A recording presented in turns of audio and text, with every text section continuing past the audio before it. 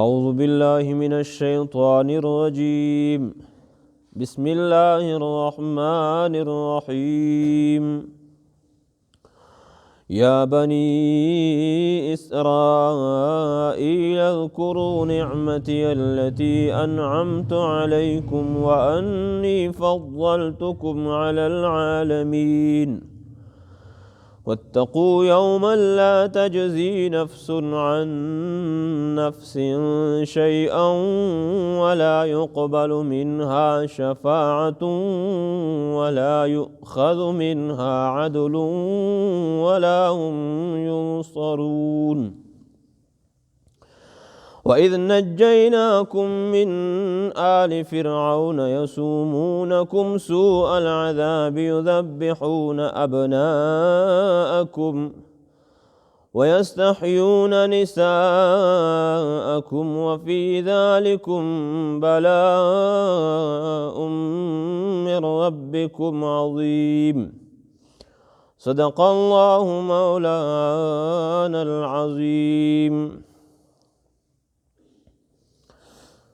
دغه نه مخکې رکوع کې الله جل جلاله د بني اسرائیلو ته خطاب شروع کړو او د خپل نعمتونو یاد دهنی هغه ته وکړه. نو دغه رکوع کې هم او بیا الله جل جلاله هغې نه بعد د تقوا د حصول لپاره چې ته تقوا حاصله کې او کامل ایمان حاصل کې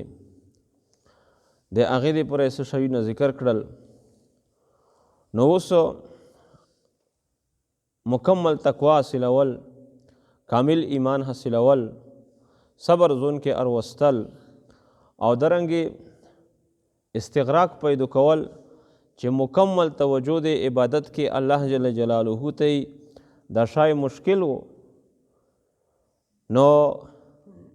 الله جل جلاله اوس د هغې نه یو اسون شای ته ذکر کوي چې داغه شای په ځون کې پیدا کا نو بیا به هم الله جل جلاله ته نږدې شي. نو هغه څه شی دی؟ د هغه شکر ده. الله پاک خپل احسانات خپل نعمتونه ته بیان کوي چې کسوی مو په توسې باندې داغه کړي دي، مو په توسې باندې دا نعمتونه کړي دي. نو دومره نعمتونه مې چې در باندې وکړله آیا بیا د دغه حق و چې ته داسې وکړه؟ د دوی بدعملۍ به الله ته ذکر کی،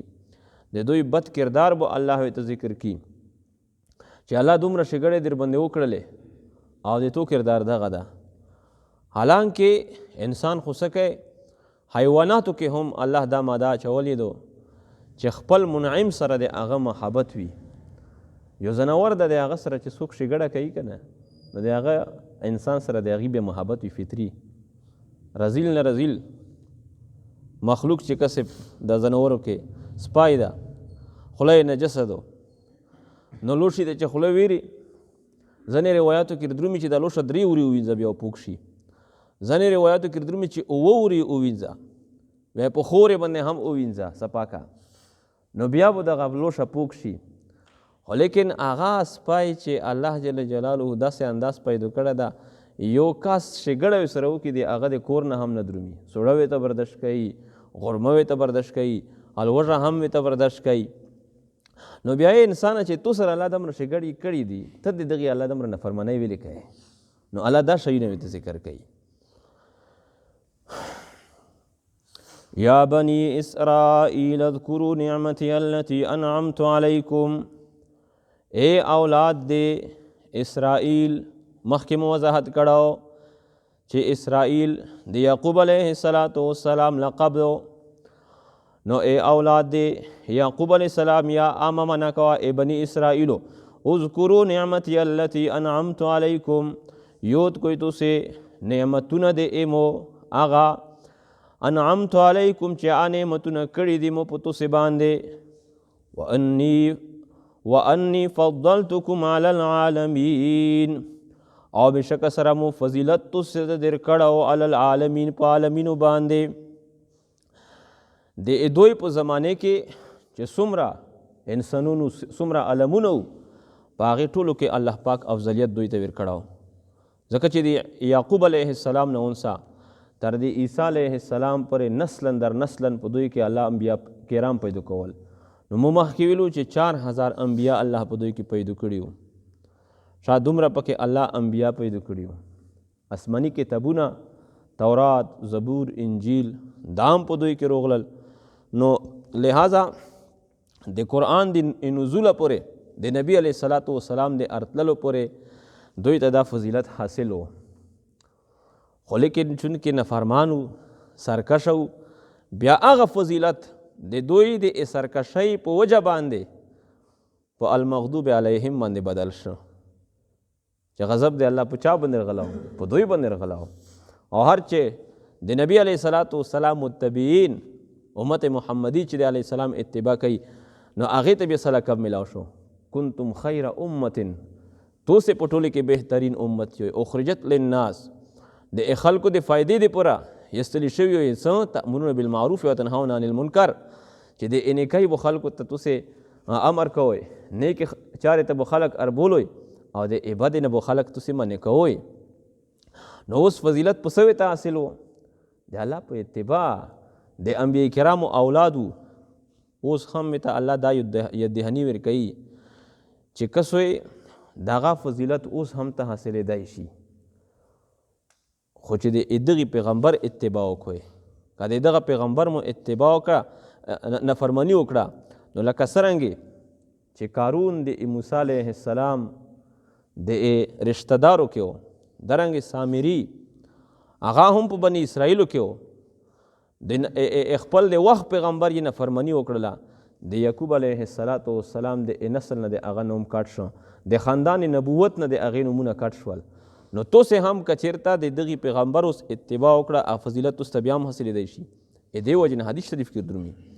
اهل کتاب چې ایمان وروړي، یو عام مسلمان ده چې هغې مخکې د څه د مذهب سره د یو پیغمبر د دین سره څه تعلق نه و پیدا، هغه چې یو عمل کوي مثلا الله پاک په هغې ته په یو عمل باندې یو اجر ورکوي. خو اهل کتاب ده یا د تورات منونکو یا د انجیل منونکو د ایمان وروړه، اوس الله پاک په یو عمل باندې 2 اجرونه ورکوي. دا صفا حدیث ده. نو تاسو ته اوس هم هغه فضیلت حاصلېدی شي چې کله ځون وپېژنئ. نو الله دا یدهني ورکوي،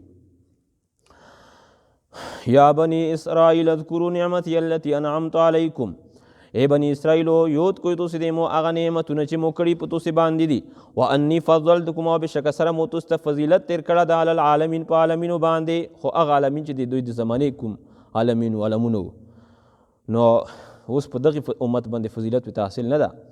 واتقوا یوما لا تجزي نفس عن نفس شیئا ولا يقبل منها، واتقوا تاسې وډر شوئ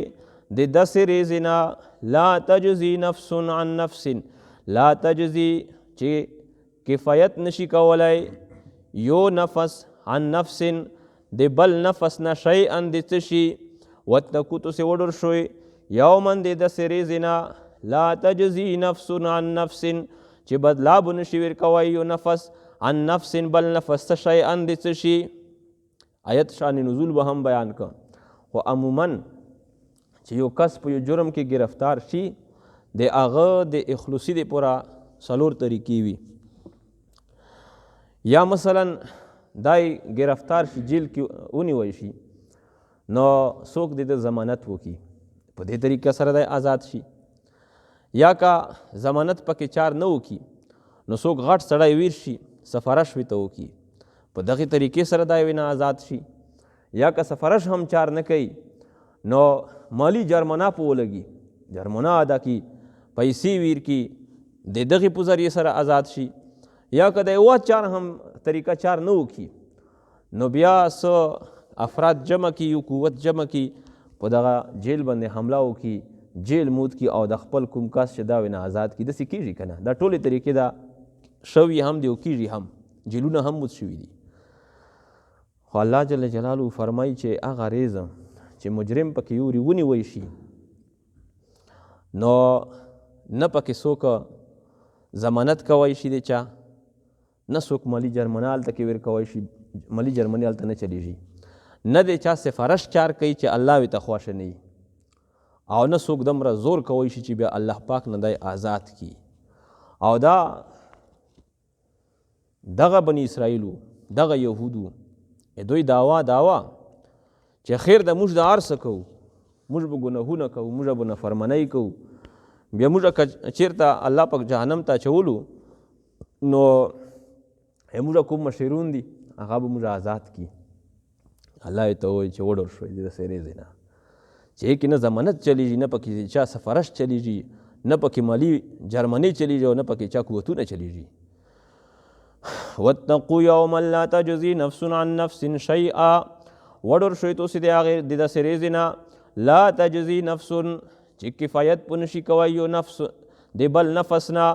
یعنې یو نفس بل نفس نه نشي کفی کېدای، یو نفس په د بل نفس نه څه بدلا نشي ورکوی شیئا د څه شي، ولا يقبل منها شفاعة او نه بشي قبلولی منها د دغې نفس نه شفاعة څه سفارش، ولا يؤخذ منها عدل او نه بشي اخستی منها د دغې نفس نه عدل جرمنه یا مالی بدله، ولا هم ينصرون او نه بشي د دوی امداد کولی، دوی به امداد هم نشي کوی د الله په مقابلې کې چې ته د امداد وکړه الله نه آزاد کا. وَإِذْ نَجَّيْنَاكُمْ مِنْ آلِ فِرْعَوْنَ يَسُومُونَكُمْ سُوءَ الْعَذَابِ يُذَبِّحُونَ أَبْنَاءَكُمْ وَيَسْتَحْيُونَ نِسَاءَكُمْ وَفِي ذَلِكُمْ بَلَاءٌ مِّن رَبِّكُمْ عَظِيمٌ. اوس دغه آیت کې الله جل جلاله دوی ته هغه خپل نعمت ذکر کوي، یو غټه چې الله پاک پوره تاسو ته نجات درکړه د آل فرعون نه، فرعون د هغې د لشکر نه، د هغې د ملګریو نه. نو څرنګې طریقه دا وشوه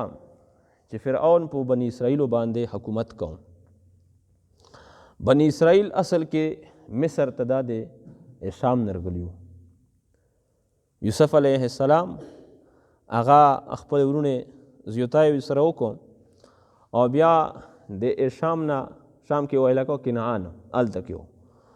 نو هغې زوی نه دا ورسېده مصر ته، مصر کې خرڅ شو.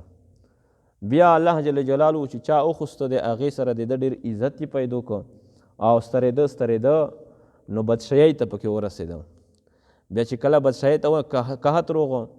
نو بیا خلک ورتلل داسې دی خپل ورونو ته جواد شو چې د موږ ورور خو هلته کې ده. بیا ده ټول خپل کور ولا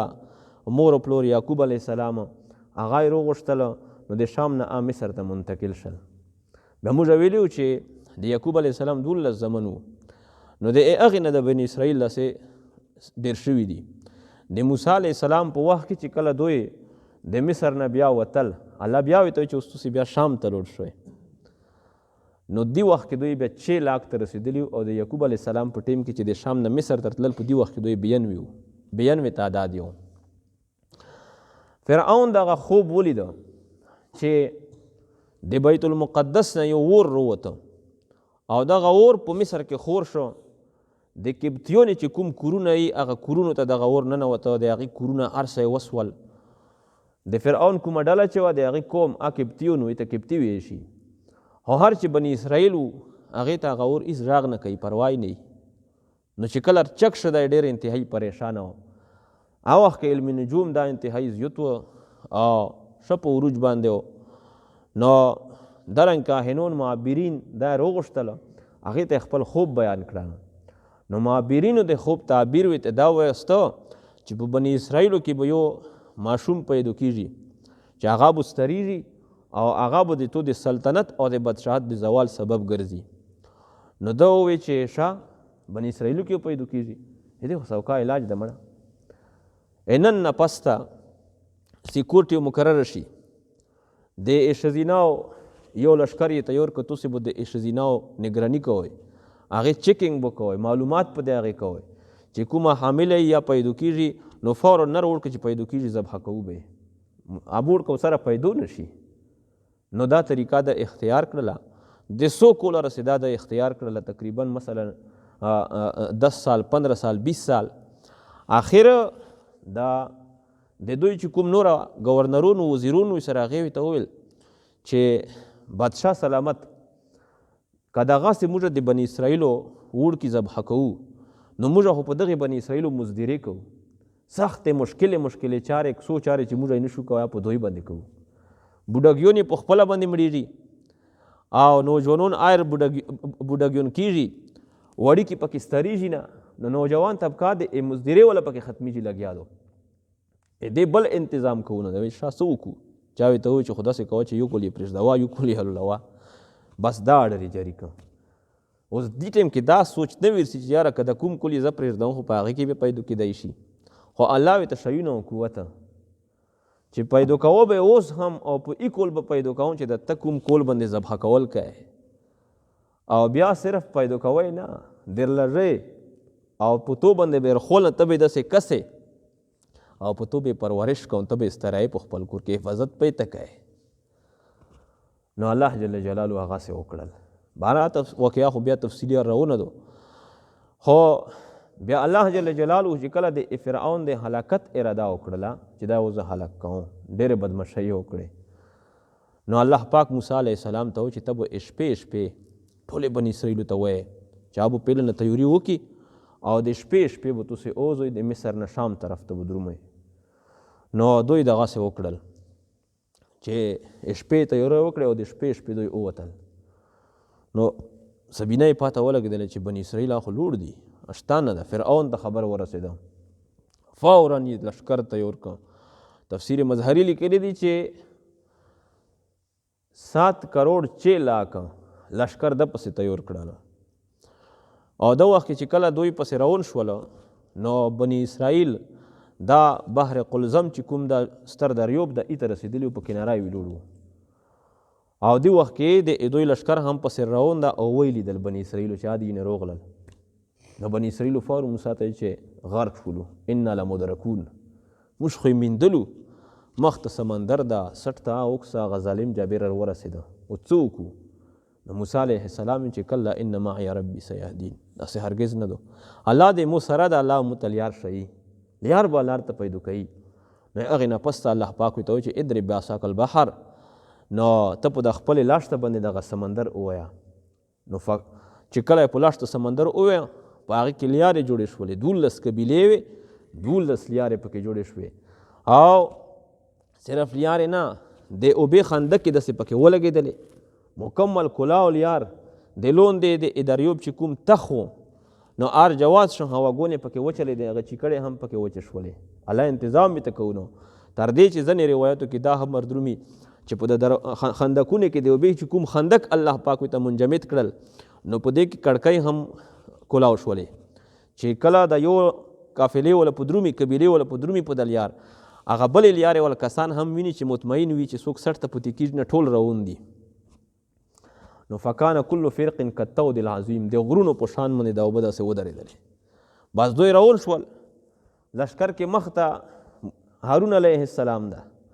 او رستې پسې موسی علیه السلام ده. چې کله اوس دوی قریب و چې دوی اوځي، د وخت کې فرعون ورسېده او په توره ګوډه باندې سور ده. نو خپل لشکر ته یې وویل چې وکسه که نه، د مو د خوف د وجې نه دریوب چې ده دا بلکل د اول نه کلاو شوه ده چې منې زه به په ور درومه. نو په دې ټایم کې جبرائیل علیه السلام هم په توره ګوډه باندې روغ، هغې ته مخکې شي، د ده ګوډه پسې ورګاډه شي، دا یې مخکې او حمان دی وغیره پسې سټ ته دي. نو چې کله دوی ورګاډ شول او ښه بلکل میانځ ته ورسېدل ټول لشکر، او هلته کې بني اسرائیل وینه وتلي وو. الله پاک حکم مې ته وکړه چې دریوب اوس ته پر میلاو شه. نو بیا دغې وخت کې اوبه بیا روانې شولې په خپل انداز سره. نو ټول قبطیان دا پکې لوړل، او فرعون په دغه وخت کې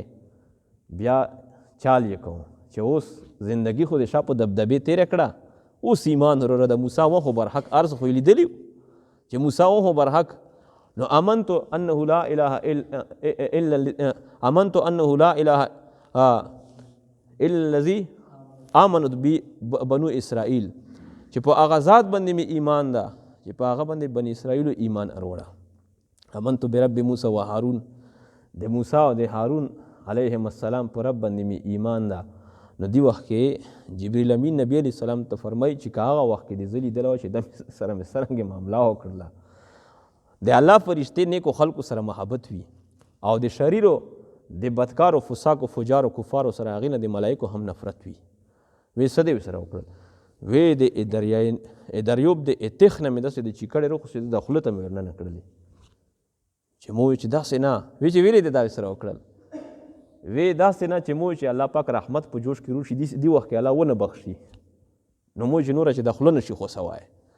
او بیا الله مې ته چې الان وقد عصیت من قبل اوس ته د ایمان کلمې تیری مخکې د بدمشۍ کولې نه فرمانۍ دې کولې دا ایمان چې ته الله قبلوي د غرغري ایمان الله نه قبلوي چې کله د عالم مثال احوال کولو شي په انسان او د عالم مشاهده احوال بند شي دغه دنیا ولا به دغه وخت کې دا ایمان الله ته قابل قبول نه ده دغه توبه بیا الله ته قابل قبول نه ده عام منظرونه یې نه دي در باندې کولاو د مرګ فرشتې یا نه دي لیدلې د هغې نه مخکې د